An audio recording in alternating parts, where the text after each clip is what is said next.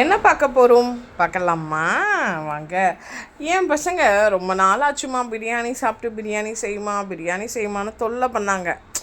என்ன பிரியாணி செய்கிறதுன்னு எனக்கு தெரியலை. ஏன்னா நான் வாங்கியிருந்தது என்னமோ கடம்பா கணவாய், நீங்கள் எப்படி வேணால் சொல்லுங்கள். அதுக்கப்புறம் ஒரு கானாங்கத்தா, அப்புறம் கொஞ்சம் எறா. அதாவது அந்த எறா வந்து லாஸ்ட்டு 2 days முன்னாடி வாங்கினது பேலன்ஸ் இருந்துச்சு, அவ்வளோதான் என்கிட்ட இருந்துச்சு. இதில் நான் எப்படி எறா பிரியாணி செய்கிறது, சரி வித்தியாசமாக இருக்கட்டும்னு சொல்லி கடம்பா பிரியாணி ட்ரை பண்ணிட்டேன். என் பசங்களுக்கு கடம்பாவே சாப்பிட மாட்டாங்க. ஆனால் பிரியாணின்றதுனால கடம்பா பிரியாணி ட்ரை பண்ணேன்.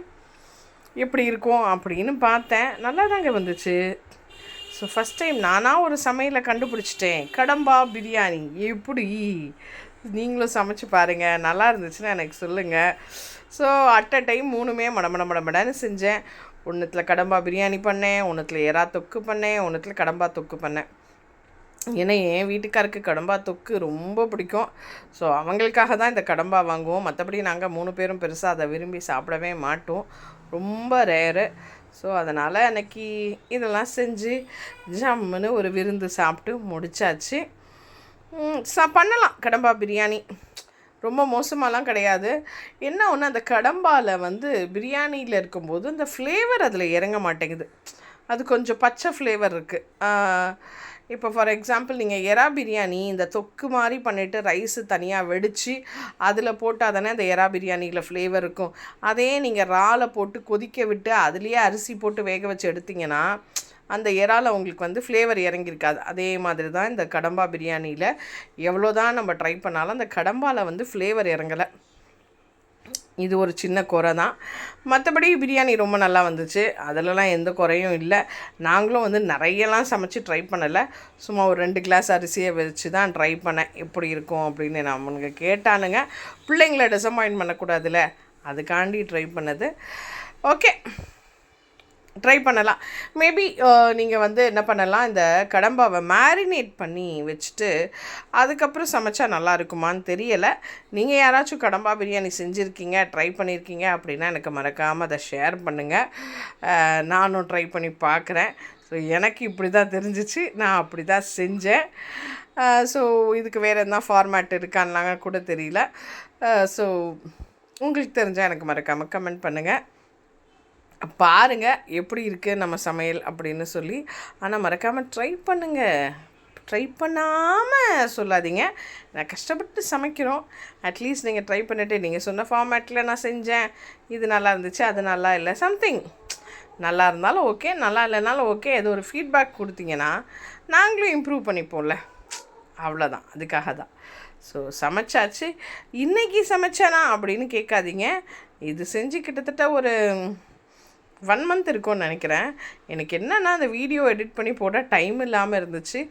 இன்றைக்கி சரி ஓகே இந்த வேலையை முடிச்சிருவோம் அப்படின்னு சொல்லி உட்காந்து இந்த வீடியோவை எனக்கு எடிட் பண்ணி போட்டேன்.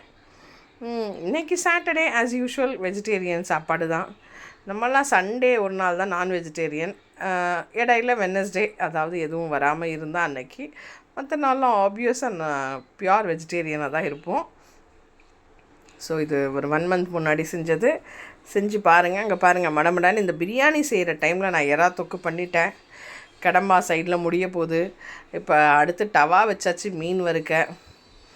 ஒரு பிரியாணி செய்கிறதுக்குள்ளே நம்ம எவ்வளோ வேலை செஞ்சு முடிச்சிடுறோம் பார்த்தீங்களா, மடமடான்னு. அங்கே மேலே மீன் கூட ஆல்மோஸ்ட் வறுத்து முடிச்சிடுவோம் போல இருக்குது இந்த பிரியாணி ஆகிறதுக்குள்ளே. எங்கே யாருக்குங்க நம்ம படுற கஷ்டம் தெரியுது? சமைச்சு போடுன்றாங்க. கஷ்டப்பட்டு சமைக்கிறோம், அதுக்கப்புறம் பாத்திரம் தளக்கிறோம். ஏண்டா சமைக்கணும், ஏண்டா சாப்பிடணுன்ற மாதிரிலாம் நம்மளுக்கு மைண்ட் செட் ஆகிடுது. இதை விட காமெடி என்னென்னா, இந்த ஆட்டு குடல் போட்டி அதை சாப்பிட்டா இடுப்புக்கு ரொம்ப நல்லதுன்னு சொல்லுவாங்க. ஆனால் அதை க்ளீன் பண்ணி சமைக்கிறதுக்குள்ளே நம்மளுக்கு ஒரு இடுப்பு வலி ஒன்று வரும் தெரியுமா? அவ்வளோ இடுப்பு வலியோடு நம்ம சமைச்சு சாப்பிட்டுட்டு இடுப்புக்கு நல்லது, இடுப்பு வலி வராதுன்னுவாங்க. இதெல்லாம் வந்து கேட்க என்ன பண்ணுறது அப்படின்னு இருக்கும். ஸோ ஒன்றுமே சமைக்கும்போது பெரிய போராட்டமாக தான் இருக்கும். ஆனால் உடம்புக்கு நல்லது. இந்த கடம்பா கூட அவ்வளோதான், அவ்வளோ ஹெல்த்தி உடம்புக்கு, ரொம்ப ரொம்ப நல்லது.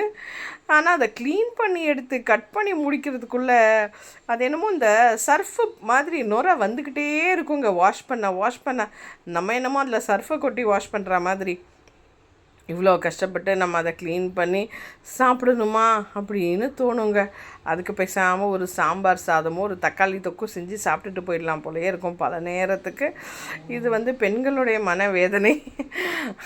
ஆண்கள் சமைக்கிறவங்களுக்கு ஆப்வியஸாக தெரிஞ்சிருக்கும் இது எவ்வளோ கஷ்டம்னு. பெரிய ப்ராசஸ் தான். அதனால் என்ன பண்ணுறது, உயிர் வாழணும், சாப்பிடணும், சமைக்கணும், அதுக்காண்டி செய்ய வேண்டியதாக இருக்குது. எத்தனை பேர் இந்த மாதிரி மனவேதனையோடையே சமைச்சிருப்பீங்கன்னு சொல்லுங்கள். இங்கே பார்த்திங்களா, கடம்பா தொக்கு இவ்வளோ சூப்பராக வந்திருக்குல்ல, ரெடி ஆகிடுச்சு. கடம்பா தொக்கும் ரெடி, எறா தொக்கும் ரெடி, மீனும் ரெடி, பிரியாணியும் டம் போட்டாச்சு. டம்மை எடுத்த உடனே அப்படியே அள்ளி சாப்பிட வேண்டியது தான். முடிஞ்சு போச்சு. பார்த்திங்களா, எறா தொக்கு நல்லா வந்திருக்கா. அடுத்து என்ன காட்டுறேன்னா, சாதம்.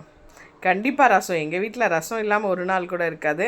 ஏன்னா அவர் திட்டுவார், கம்பல்சரி ரசம் இருக்கணும். ஸோ டெய்லி ரசம் வைப்போங்க. எக்ஸ்ட்ரா வேலை அதெல்லாம். வாங்க சாப்பிடுவோம். பிரியாணி முடிஞ்சிச்சு, எல்லா வேலையும் முடிஞ்சிச்சு. வாங்க காட்டுங்க. ஒரு வா ஊட்டுறேன், எப்படி இருக்குன்னு சாப்பிட்டு பார்த்துட்டு சொல்லுங்கள். ஒரு வா தானான்னு கேட்காதீங்க, வயிறார சாப்பிடலாம். வாங்க சாப்பிடுவோம். நீங்களும் சமைச்சிட்டு சாப்பிட்டுட்டு எப்படி இருக்குன்னு மறக்காமல் எனக்கு கமெண்ட்டில் சொல்லுங்கள். ஓகே, தேங்க்யூ ஃபார் வாட்சிங். லைக் பண்ணுங்கள்.